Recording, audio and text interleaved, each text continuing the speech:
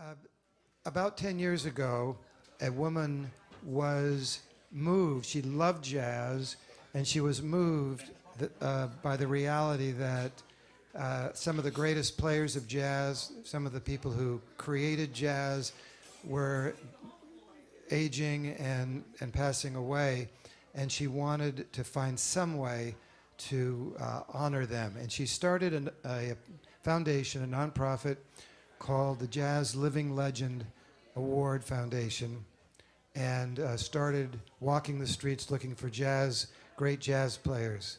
And over the past decade, she has found 140 of them and awarded. Yeah, right? Yeah. 140 of these players have been honored. And there's Gary Leonard from the Downtown News. The paparazzi has arrived, so now everything that happens is important, which is the way it should be. Something happened, it was in 1956. Those of you who know your world history, in 1956 in Hungary, the Soviets had turned Hungary into a communist country, and it was not a happy place. And as so often happens, it was the young people who found the courage to do something.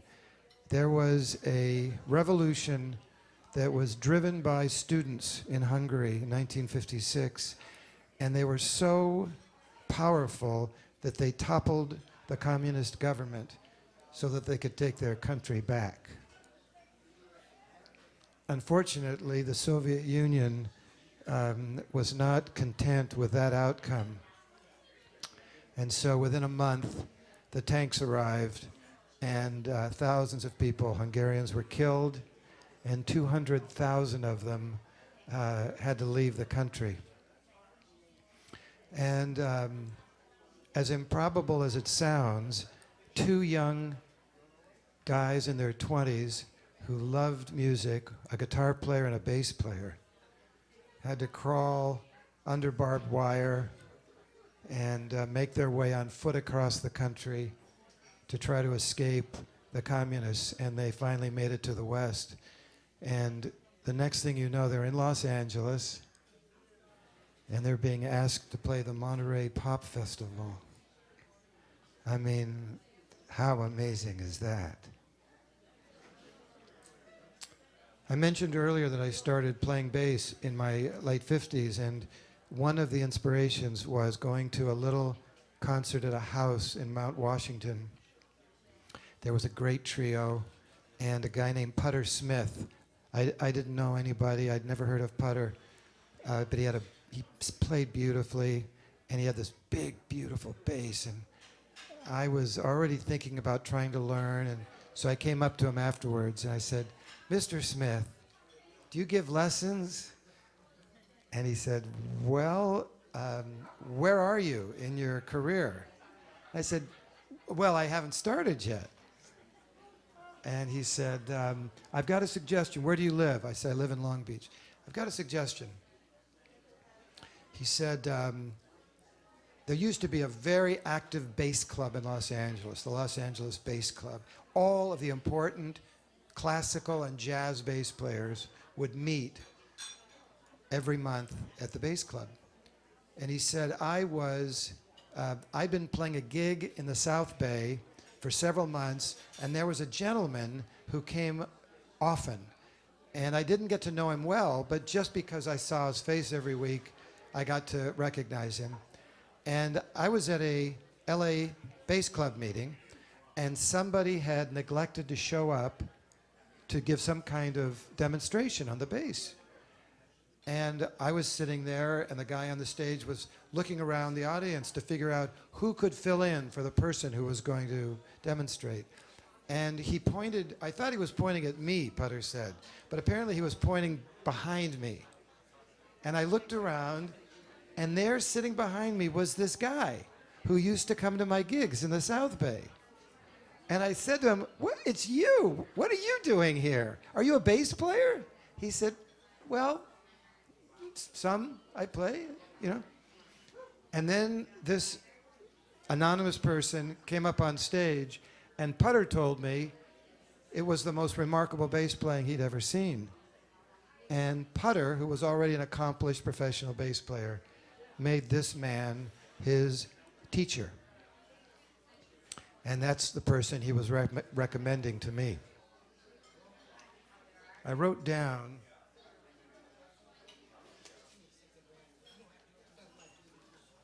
a few things about this fellow who escaped so many years ago from Hungary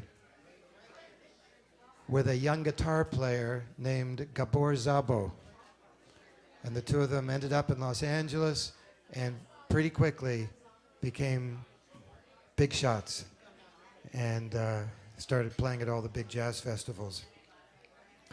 He has a classical background, and so he had played in symphonies in Europe, in orchestras in Europe, and he's played in orchestras across the country. And in fact, as a classical player, this is pretty impressive. As a classical player, he's played for Presidents Ronald Reagan, Richard Nixon, Gerald Ford. He's played for Prince Charles and Armand Hammer. Classical. But he loves jazz. And he has played with jazz players, the big bands. Remember Alvino Ray, Jimmy Dorsey Band? Of course, in jazz groups, he was with Gabor Szabo, played with Gary McFarland. He's played with Mel Torme, Jack Jones, Lena Horne, Robert Goulet, Helen O'Connor, Helen Forrest, King Sisters, Herb Jeffries. He played the Monterey Pop, the Monterey Jazz Festival, the Newport Jazz Festival. And he's continued to play bass. He is still an active bass player. Most of the time he's playing classical in orchestras around Southern California. And as often as possible, he's playing with his lovely wife, Laura, who's a great cello player. And so I'd like to welcome up to the bandstand a gentleman with a great career in jazz, now 87 years old, still playing strong, who was my teacher and a born teacher. Another one of his students is here. And when he got here, he gave me a hug and said how much it meant for another student to see his teacher honored like this. And so I can speak for the two of us students that to receive so much from an individual and be able to give back, you know, something so small is such a privilege.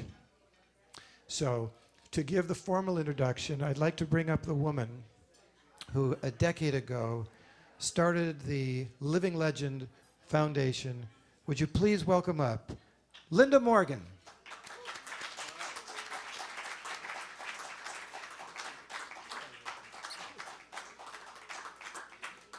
Welcome, everyone. Welcome. I'm going to need some assistance with this one. So if Mrs. can come and join me, and Mr. Kabok, if you can join me up here as well. I need both of you to come and join me.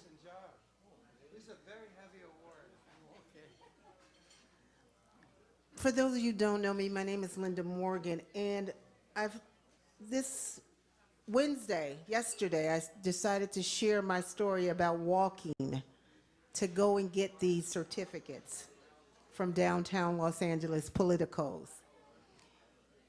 And it was such a joyous walk as I walked to every office, even to Mayor Garcetti's office, to pick these awards up.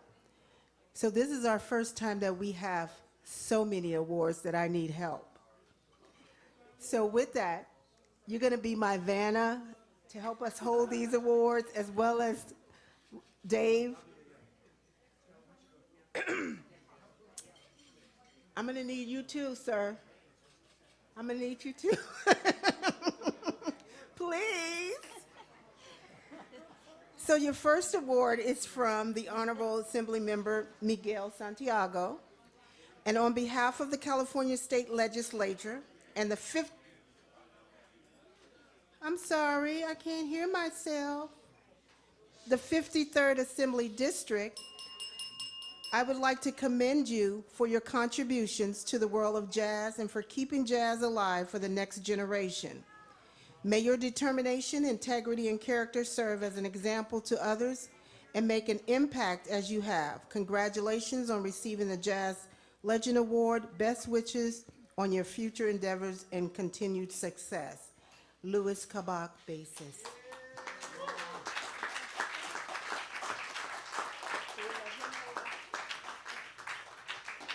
From the Honorable Senator Holly Mitchell, congratulations on your Living Jazz Legend Award. Your dedication and commitment to the world of jazz for over 25 years is worthy of commendation. Thank you for your outstanding contributions and best wishes on all your future endeavors. On behalf of the constituency of the 30th Senate District of the Senate of California, acknowledgement is merited and hereby rendered with sincere congratulations.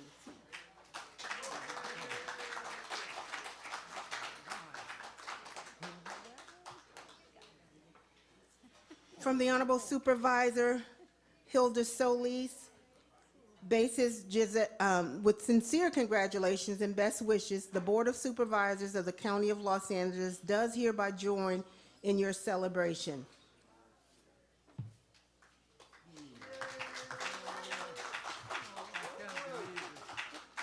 You can hold that one.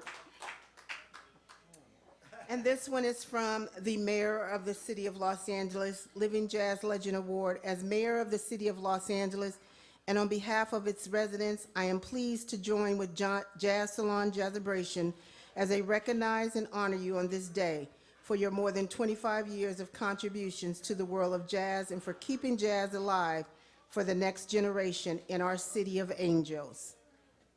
And then the final one.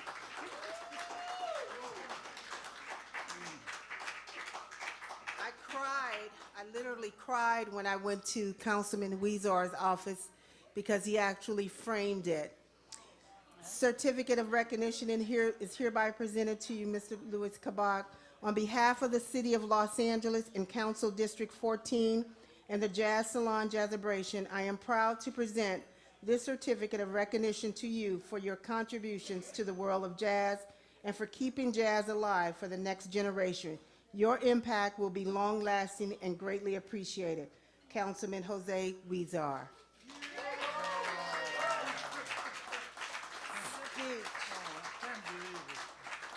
Yes, sir. So we'll get a group shot with all of... Wait till I have to cry first. I can't believe it. Yes. I'm okay now. Hold this one. And we're all going to look at the photographer there. Give him this one. Oh, this glass. Down. Yeah.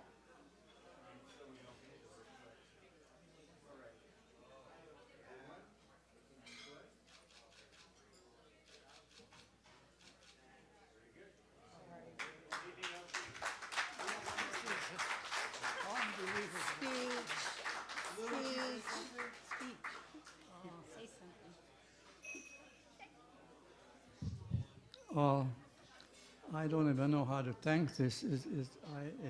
It's unbelievable.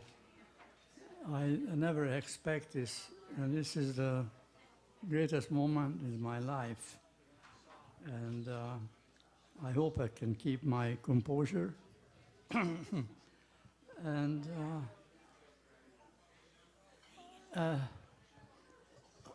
I just can't believe it. I tell you the truth, it's so overwhelming to me that I practically I don't know what to say. I just jazz was always in my heart. When I was a young 14 years old kid, I heard Benny Goodman play, and I admired him so much. I wanted to play the clarinet like he does, but my parents didn't have the money for buying a clarinet, because those days they didn't make plastic clarinets, you know, like Yamaha. And, but my grandfather had a bass, and he told me that I could have it, and he gave me my first lessons. And